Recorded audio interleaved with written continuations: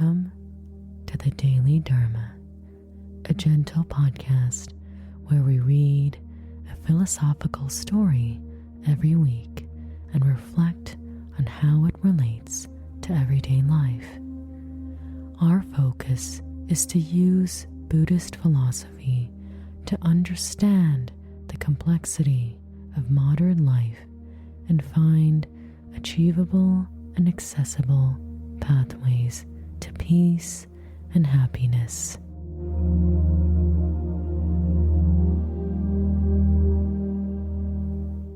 Hi everyone, welcome to the Daily Dharma. In this episode, we'll be talking about how we can manage our lives when we feel as though we are constantly oscillating between hope and despair. The story that we'll be reflecting on this theme is called Beyond Material Possessions, and it comes from the book Zen Stories with Master Seiji by Daiki Shimada. Here is how the story goes. Seiji was reading a book in his garden, sipping coffee and enjoying the warm afternoon light. A businessman, well known in town for his material success, interrupted his peaceful reading. The businessman, having heard from a neighbor that Seiji was a man of wisdom, approached hesitantly. "Master Seiji," he began, "I worked hard and have found a lot of success in my ventures, and yet I feel an emptiness within me. I'm trying to look for something beyond the material, but it seems pretty hard to find. How did you find meaning beyond your achievements?"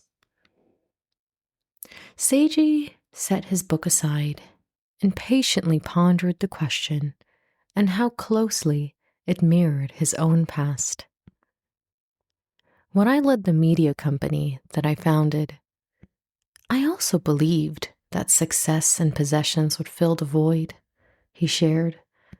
"But even at the pinnacle of my career, that fulfillment remained elusive." The businessman listened intently, a flicker of hope in his eyes for a solution to his own dilemma.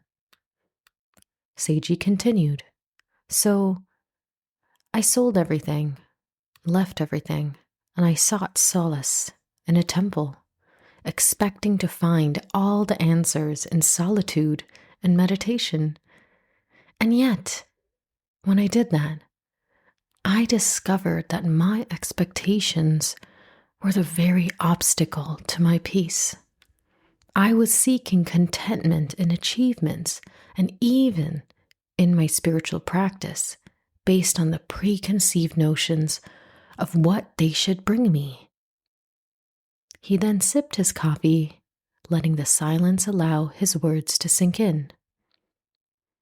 "Today, some say I'm happy, but it's not happiness as most understand it. It's a contentment that comes from letting go of expectations, from finding joy in the simplicity of being rather than having or achieving. The temple taught me that, but so did every step that led me there." The businessman mulled over Seiji's words, realizing that his pursuit of success might have blinded him to the richness of simpler joys. "Your journey," Seiji concluded, "might not mirror mine, but the lesson remains. Don't just try to fill your life with achievement and possessions, but try to understand and appreciate what you have. Let go of expectations of what you think should bring you peace and allow yourself to discover it in your own experiences as they are." With a thoughtful nod, the businessman thanked Seiji, a light of realization in his eyes. You've truly discovered the richness of the world, haven't you? He said, a chuckle softening his words, reflecting both admiration and a newfound curiosity about the wealth that lay beyond material success. This story, while doesn't necessarily mirrors exactly how I feel when it comes to hope and despair, still has that beautiful distilled message about expectations. And I think for many of us, depending on when we were born and also the beliefs and the values and the culture that we were a part of, we all expected the world to be a little bit different than what it looks like now.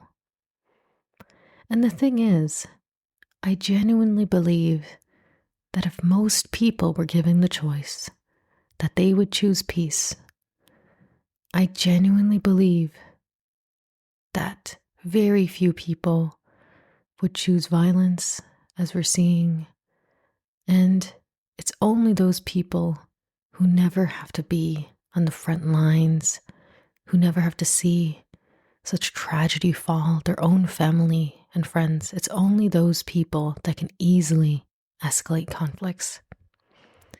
And as a person, as a citizen in this world, it becomes very difficult to feel hopeful, to not be sinking in despair, because every time, especially in the last 5 years, since I started this podcast during COVID, so many tragedies have happened to ordinary people, and it feels as though life is just becoming harder and harder.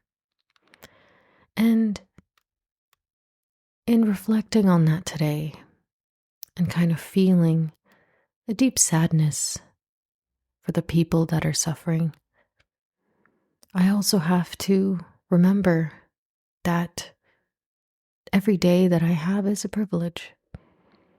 And the expectation cannot be that the world would be a good place for me to use that privilege, for me to go out and do things in the world that help other people. Helping other people, being a good person, healing my own trauma. These are things that have to happen every chance that I have, so I can be the most helpful, peaceful, and hopeful person to those around me that may just need a little bit of support. And every time I start to sink into despair and the idea of hope becomes harder, I remind myself that even if in holding on to hope, I'm only able to help one other person retain their own hope, to help them keep going, that is not a wasted life.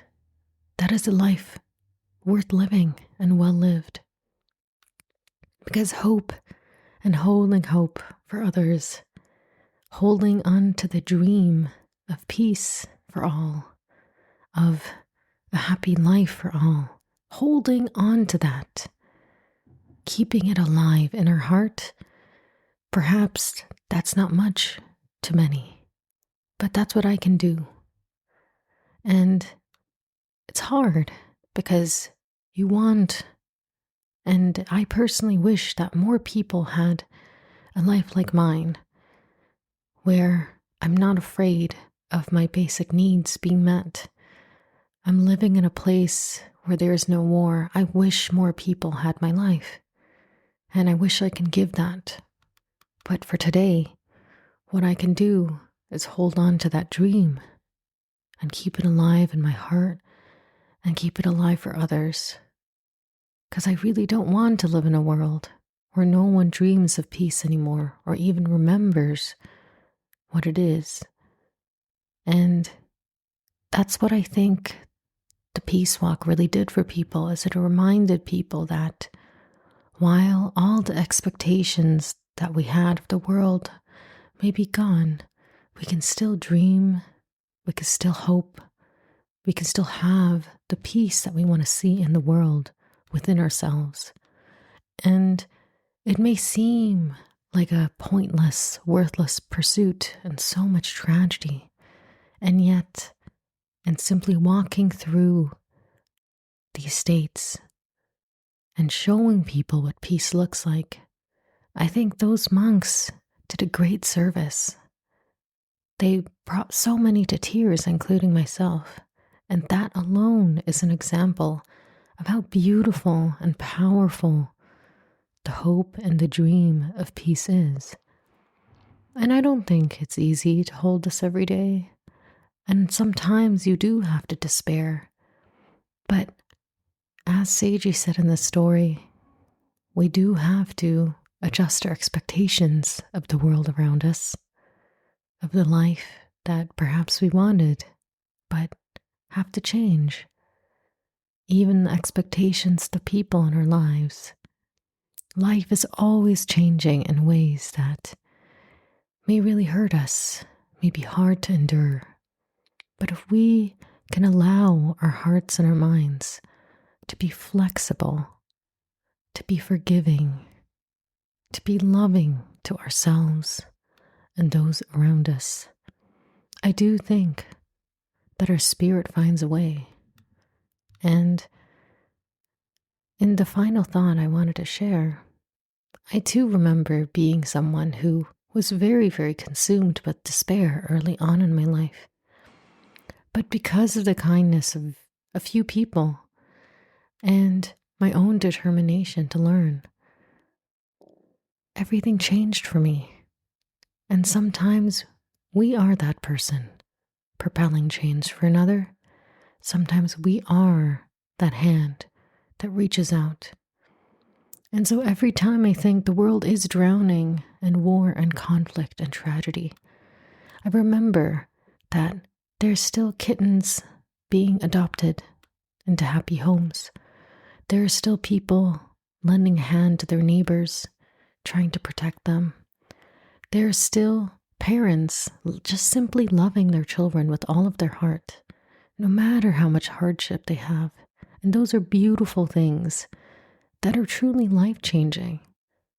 And so, if we all still have that capacity to be that light for others and to hold that light for ourselves, that's still life worth living. And to me, at least for myself today, in processing what's going on in the world, it's what helped me get from despair to hope once again. And I hope in sharing this reflection and the story that it helps you as well, wherever you are between hope and despair. Thank you so much for listening to this podcast. If you have any thoughts or questions you'd like to share, please email me at dailydharmapodcast@gmail.com. And may you have, and may all beings be safe, be free from suffering, and have a safe and happy week ahead of you. Until next week.